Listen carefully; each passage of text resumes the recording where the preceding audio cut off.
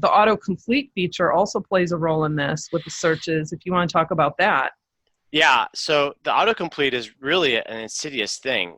Google introduced this prediction so that when you go to Google search and you start typing in something, it starts giving you predictions of what it is that you're trying to type. And this was really good for a while, and it's one of the most useful features that they've ever introduced into Google, because you get to see what other people are searching for.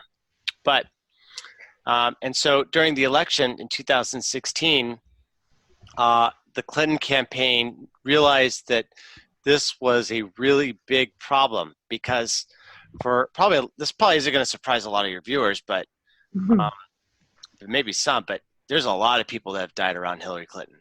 And this is documented for decades. They even come up with a term called Arkancide to refer to someone that has dirt on Clinton showing up dead with a suicide with 2 gunshot wounds to like the back of the head. Right. And, this has been going on for years and decades. And so as a result, there's a lot of user traffic that has been, centered around the Clinton body count. People are searching for that a lot.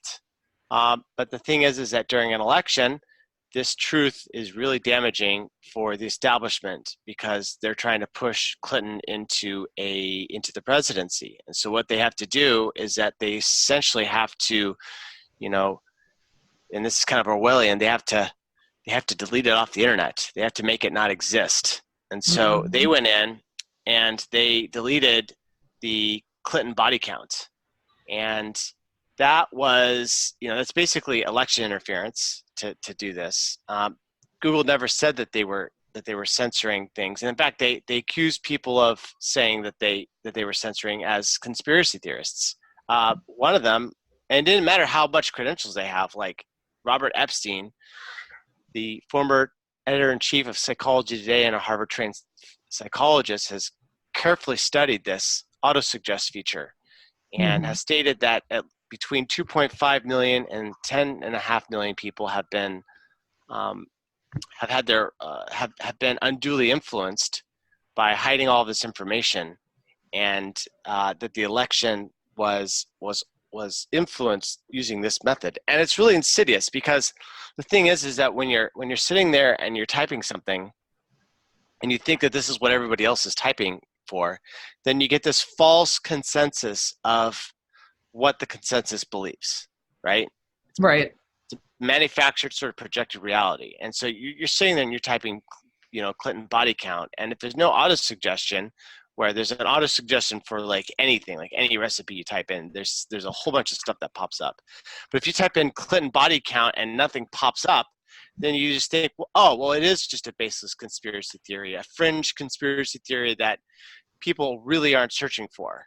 And that's not true. Like, you can go to Bing, you can go to Yahoo search, you can type in Clinton body, and then you can see that it autocompletes for the Clinton body count.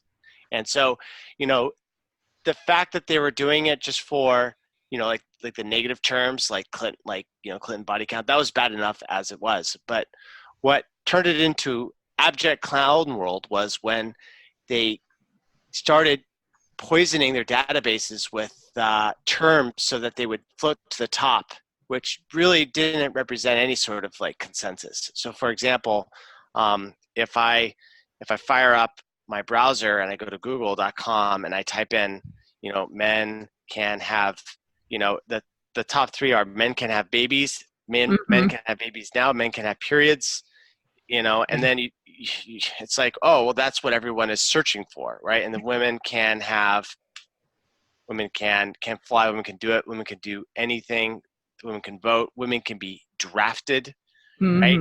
Who's searching for women can be drafted? I mean, nothing in here includes like women can cook, women can take care of children really well. Like you would expect that if it was just a little bit biased, that there would be, gender progressive and gender normative or historical terms mixed in. But what's happening is that they're pushing their ideology full blast and full tilt. Oh yeah. And it's so creepy, and it's so disturbing that it's something that needs to get out there and people need to understand what's going on, because they can say, oh, this isn't happening. Oh, this is just a bunch of right wingers that are making something over nothing. Right. You just got to set them down. You're like, no, just search for this, like men can, and just look and see what's going on. Right. And it's just the look on their face. They can't figure it out why this is happening. But at least you're opening their eyes. Right. That's important. And, another term, if you type in, now I had done this about a month ago, so I don't know who knows what it's doing now, but I was running several different Hillary Clinton terms, and one of them was Hillary Clinton email, which should have auto-populated with server, because God knows millions of people have been, that's been in the news for years now, and nothing fills with that. In fact, if you just do Hillary Clinton, it auto-populates with like her college, where she graduated from, all these fluffy, wonderful things. So now if you explain to people, and I suspect something on Google might change this soon enough with all of this disclosure coming out, but explain to them how Google Trends, how that feature operates, which clearly validates what we're talking about here with the autocomplete search results. Right. So Google Trends was a product that Google brought out a while ago that allows you to see what the search traffic is for a particular term. It doesn't give you the numbers because that's a trade secret, it's claimed.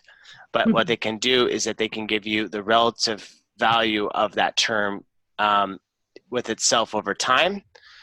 So they'll give you like, oh, its top was in July and its bottom was in October of this year, and you can go back 5 years. You can kind of see like how it goes up and down, and then you can also compare it to the average of like another number. So for example, I can do Clinton body count, and then I can compare that phrase to Trump body count, and then I can see how popular the Clinton body count is in relation to the Trump body count over time.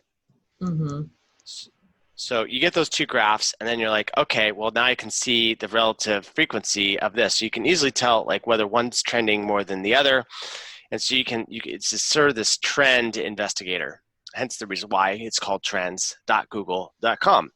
And so the thing is that if Google is claiming that the search terms that are used represent what users are really searching for, and then they also claim that the trends represents this, then you can figure out that Google's lying someplace. Either they're lying when they say that the autocomplete is based off the trends, or they're lying when they say that trends are based off the trends.